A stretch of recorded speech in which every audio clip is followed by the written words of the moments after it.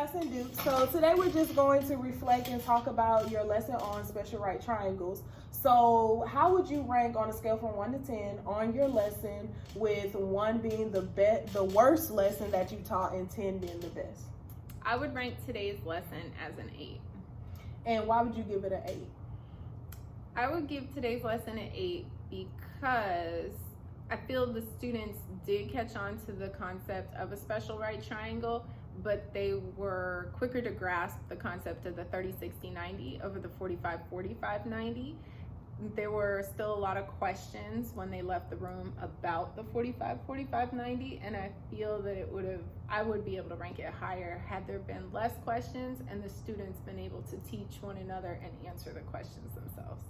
So was there any technology implemented in today's lesson? Outside of a calculator, no.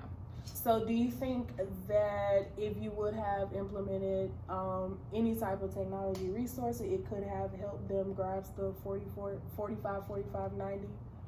Yes, I feel like had I used some technology, I could have broken the students up, and the students that were really struggling could have gotten that immediate reinforcement via video or some other type of technology, and I could have moved the students who understood a little quicker, and they could have gone into the self-paced practice.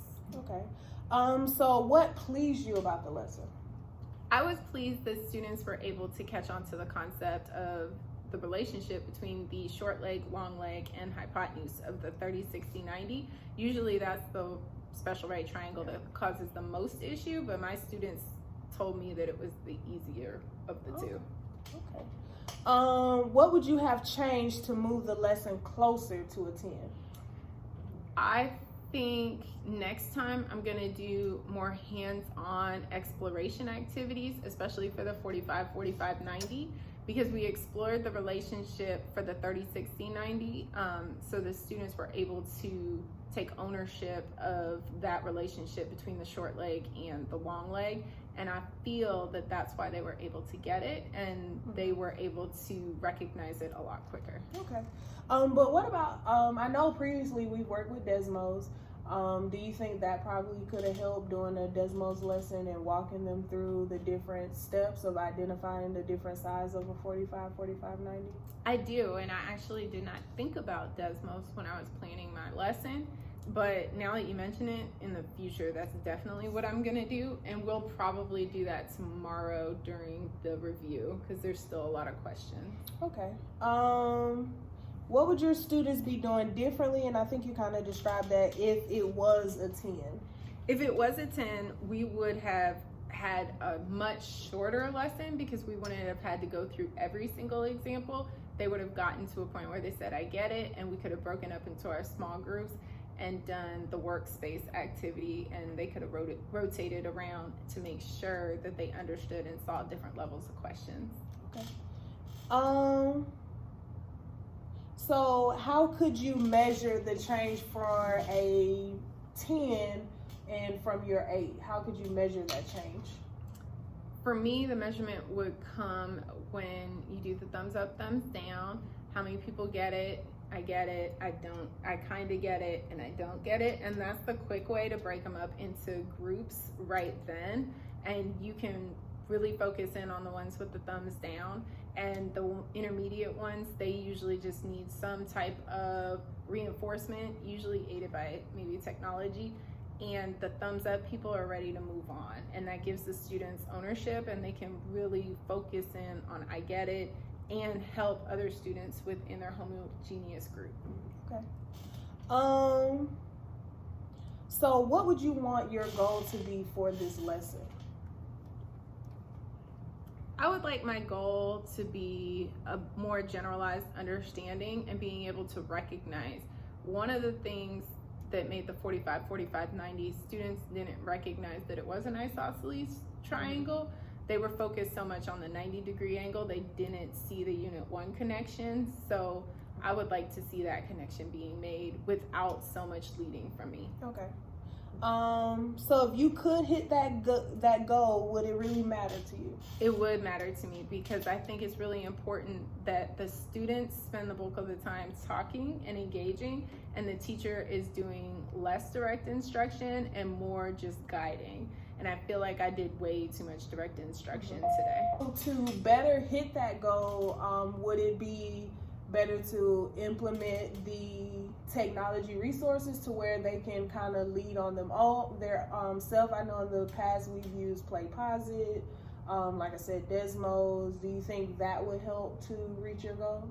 I definitely think so, because I think students want to see diversity in the lesson, and they want to feel like they can control how fast that we're moving. As if somebody else doesn't have it but I have it, I shouldn't sit there and wait for them to get it. You should be challenging me so that I can get better at the skill. Okay. So what teaching strategy can you use to hit the goal?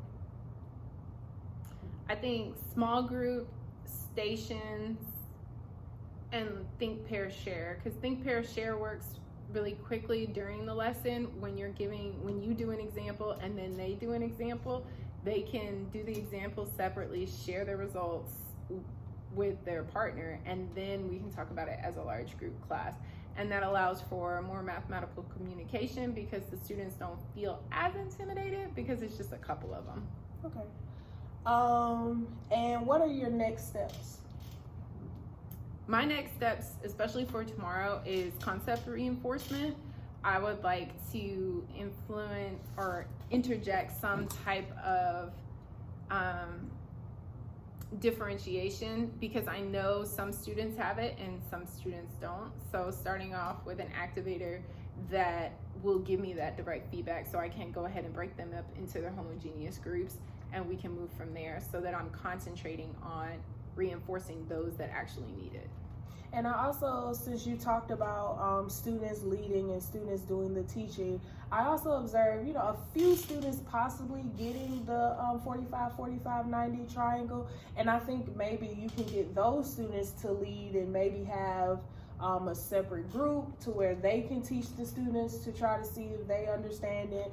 Or even try to use, I know it's an Adobe Post thing that basically they create like a graphic organizer or something graphic to help the students understand the concept, or even just look over and look at different websites that have the posting and break it down even more.